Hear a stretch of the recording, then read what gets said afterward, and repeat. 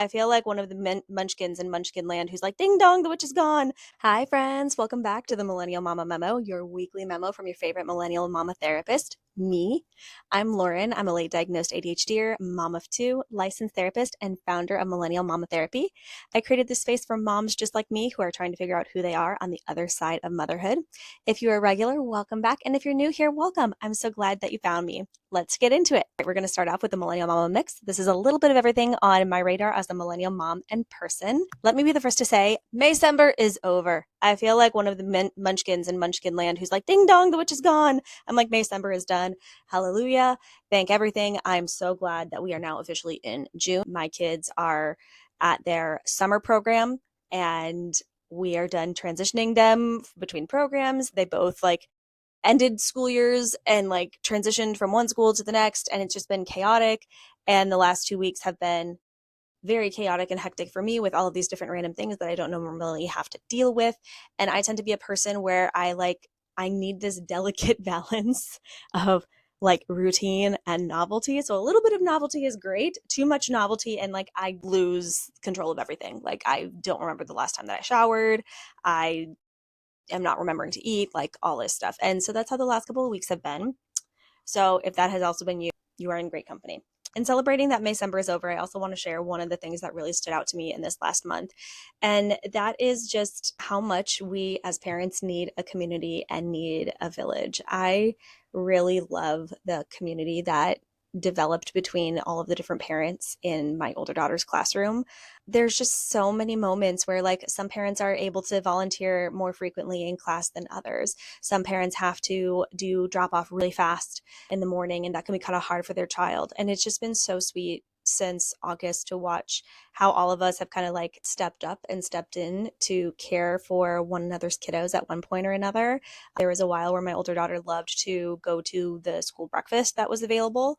And so while she was sitting there eating breakfast, I would be opening utensils or cereal or milk cartons or things for other kids whose parents couldn't be there. And then my daughter, she was also involved in a dance class through her school. And I would get to hear from other parents who were able to attend the dance practices, what was going on since I couldn't attend the dance practices. So that's something that I'm just so incredibly grateful for that we had this year, that I'm looking forward to having in future years. So the final day of school, there was kind of a ceremony to end the school year. And it was just really sweet to look around at all of these faces, not just of kiddos, but also parents who I've come to know and deeply appreciate, and how much we were all cheering one another on and supporting one another's kids. And just, I don't know, I looked around and I was like, oh, look at all of these aunties that my child has. Look at all of these school aunties who are keeping an eye out for her or giving her hugs or just loving on her, when I'm not able to be there, and vice versa. Let's move on to Pink Couch Post-its. This is updates, hot takes, and things worth knowing from the Millennial Mama universe.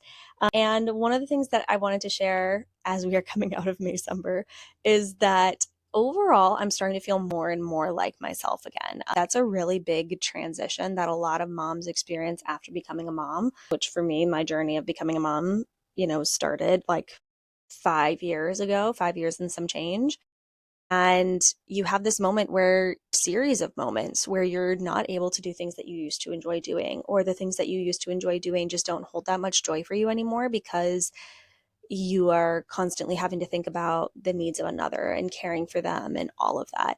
And so it's been fun because recently I've been noticing hey, I want to try to play some board games again, or I want to do this thing or that thing, or I have some interests beyond XYZ that are starting to come to the forefront. And every mom, every person is different. I know a big thing for me was that certain hobbies or activities just did not feel accessible, because I knew as soon as I sat down to do the thing, to I don't know, watercolor or work on a puzzle or something like that, I was going to get interrupted. And so my brain with the ADHD was just nah, we're just not going to do it. It's not even worth it, because gearing up to start a task, especially when you have ADHD, it is just so much mental energy.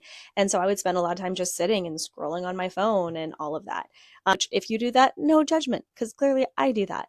And I think that there's a time and a place for that. And I don't want to demonize that, because honestly, here I am creating social media content. There can be a lot of really good things on social media, and it's a great way to connect and meet people and things like that. But anyway, I just have recently been feeling more and more of this. I'm coming back to me. I'm coming back to myself, and that feels really good. And as I share that, I just wanted to say that is my hope and dream and goal for all of us parents out there. That is actually why I've named the my style or approach to how I do therapy the back to me method. I'm not sure the right way to describe it because it's not like it's a trademarked or a research thing. It's just this is how I like this is like the roadmap that I've created for how I like to go about doing therapy. And ultimately, the foundation of the back to me method is this: the most important relationship you have in your life is the one you have with yourself. Not because other people don't matter, not because we shouldn't consider other people, but because if you don't know who you are and if you're not deeply connected with you, your needs, your values, things that are important to you as an individual, you can't show up well for yourself and take care of yourself in order to enable you to then show up well for the people who need you, like your kids, your partner, your friends, family, etc. And again, this kind of all ties back to things we've been talking about the last couple of weeks of taking a step back, not forcing yourself when something feels misaligned and you just can't get yourself to do it, going at your own speed, moving forward based on what you've learned from taking the time to reflect.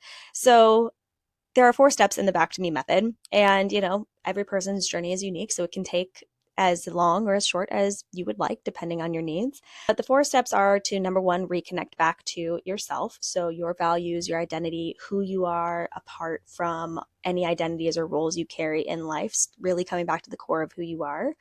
Number 2 is to challenge those unrealistic and often toxic expectations that exist in society related to motherhood and parenthood. And then number 3 is building a values aligned way of living and parenting that fits with your real life, your real goals, and your brain. If you happen to be a neurodiverse person, or even if you are not a neurodiverse person, we still have to figure out a way of approaching life that works with our individual unique brain, right? And then the 4th step kind of ties back to what I was talking about earlier about classroom aunties, is building community. A lot of us in parenthood experience a lot of isolation because, early on, it's like it's you and your baby in a room trying to get them to eat, trying to get them to go to sleep, right? And so oftentimes, we disconnect from existing friends, not necessarily by choice, but just the practical reality of that stage of life. And then also on top of that, we sometimes find ourselves having a hard time connecting with friends we had before we became parents because we're just in different stages of life. And parenthood is such an all-consuming thing. And so finding community, finding ways to reconnect with your existing community, because we don't have to just lose those people, but then finding ways to connect with new pieces of community that are really supportive of the stage of life that you are in. The result is your version of motherhood, where you feel vibrant, alive, ready to thrive even when shit hits the fan. It is grounded in your values, in your identity. It is sustainable. It's viable for your life. So if any of that sounds good to you, rolling us right into one last thing here, I would love to work with you. If you're a millennial mom in California who's wanting to feel more grounded in who you are, wanting to do some of that identity work, I would love for you to reach out to me. I have 2 ways that we can work together to initiate this work. One is a consultation call. Consultation calls are for if you already know that you want to do therapy work, either talk therapy or an accelerated resolution therapy intensive. The other one is a resourcing call. And that's if you're going, I don't know that therapy is exactly what I need right now, but you know what? I do need help and I do need support. And I would love to have an hour to chat through with somebody what kinds of supports I should look into. And then you also walk away with having some warm referrals, information, resourcing, and things like that. So if a consultation call or a resourcing call sounds good to you, head to the link in my bio where you can view my availability and self-book. All right, my friends, that is your Millennial Mama memo for the week. Head to the link in my bio to subscribe to my newsletter in case you missed the memo, so you never miss a memo. And I will see you next week.